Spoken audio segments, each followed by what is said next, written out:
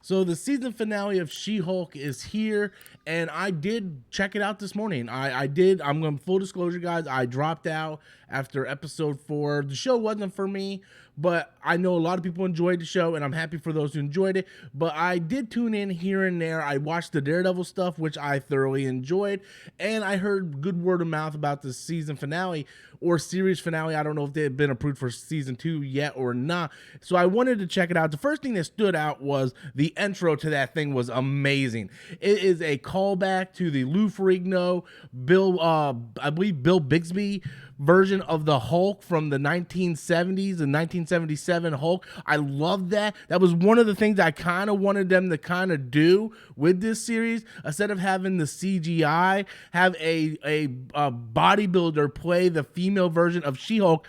And for those who said they can't do that, just for the record, go on Instagram. Some of those girls look better than She-Hulk. Well, like there are girls out there that are like 6'5", 7 feet, have a great figure. They put on the green makeup and it looks phenomenal. Check out Instagram because it does work. So when I seen that intro, I was like, oh, this is awesome. This is definitely a callback to that Lou Ferrigno type of Hulk from the 70s. I enjoyed it. Had the whole type of intro, the feel to it. I was like, this is dope. Like, this would have been great. I would have watched the entire season and more if they would have gave us more of that. So I thought that was great.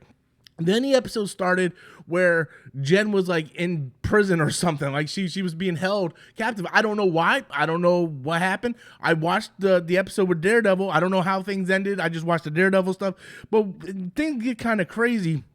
And then we have like Hulk show up, and then the other guy becomes like his version of the Hulk. And then we have Abomination, and it was just extremely weird. I had no idea. And then finally Jen was like, stop, like this is crazy. And then she like breaks the fourth wall, and this is where the episode got me, because it went meta to the point where she's like, none of this makes sense. And she actually pauses the Disney Plus app, and I almost had to look at I'm like, I didn't hit the Disney Plus app. Like, why did it back me out of the episode? And then she goes through another app. Like, she's in the Disney Plus app, and she kicks out one of the Marvel Assemble shows, kicks that out and goes through there. And then she's in the real world, and she's looking for Kevin Feige. And I just thought that was absolutely brilliant. I'm like, what's going on here? Like, this is absolutely brilliant.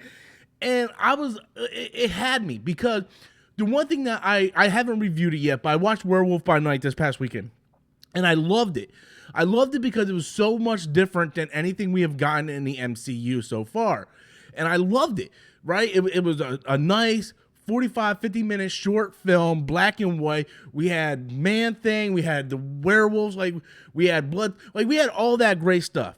And I really, really enjoyed Werewolf by Night, and I gotta review it at some point, right? You guys let me know in the comment box below, right? If you guys want me to review Werewolf by Night, I will definitely review it. I fantastic. So I enjoyed this because it was something different. We see She-Hulk show up, and Kevin Feige's like a robot called Kevin, which I just thought was hilarious. Like, no. Like, no one sees Kevin Feige. And they don't mention Feige by his last name, but they mention like Kevin, like he's like this all-encompassing, almost like the Wizard of Oz.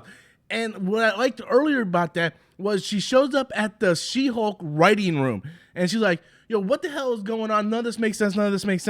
And then it goes very meta to where everything that we complain about as fans, they mention within here, right? They mention all this stuff.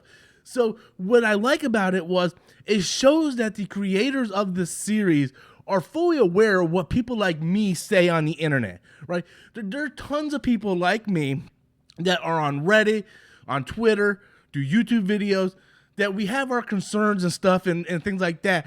And this shows that the writers and creators of the series, they hear everything we say, right? They might not respond to everything, but they absolutely hear everything we say, and they put that in this episode. There's even a scene where She-Hulk herself is talking to the Kevin robot, and she's like, where's the X-Men? And she winks, right?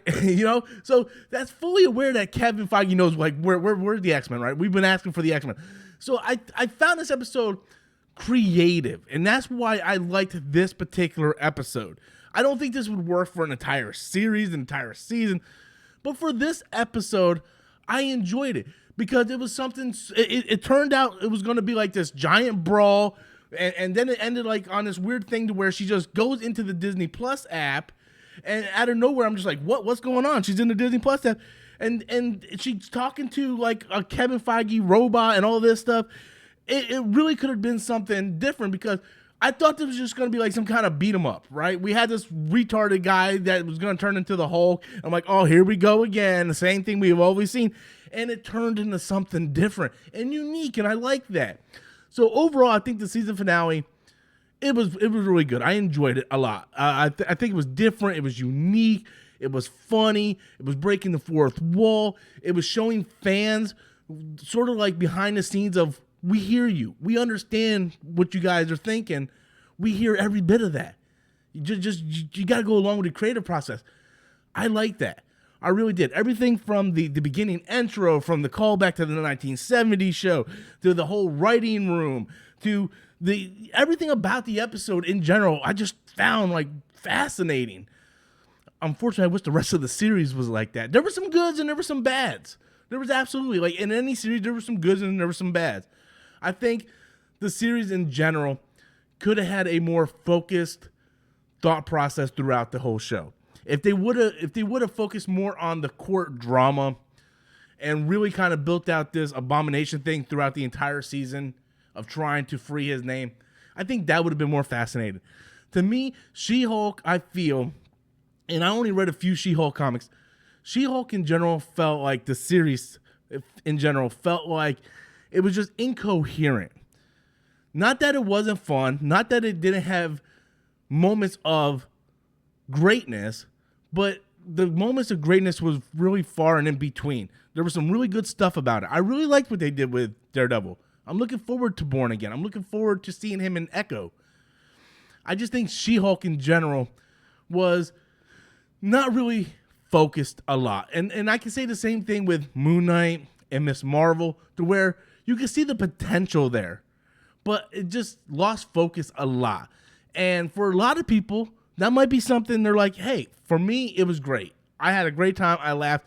And that's great for anyone who feels that way. I'm not trying to change your mind. You're entitled. Film art is subjective. Everybody has their own opinion on it. What doesn't work for me definitely could work for you. And if that's the case, I hope you guys enjoyed it. I really, really do. I mean, that makes me happy knowing that you guys enjoy it. I'm enjoying Andor, and a lot of people aren't, but I am. So overall, I think the series finale / could be season finale of She-Hulk was fantastic. It was unique. It was special. It was something different, and I applaud that. So overall, definitely love the series finale, but I want to know what you guys think. Be sure to leave your comments in the comment box below. Smash that like and subscribe button. And until next time, as always, I'm Robert Storms, and that's my opinion.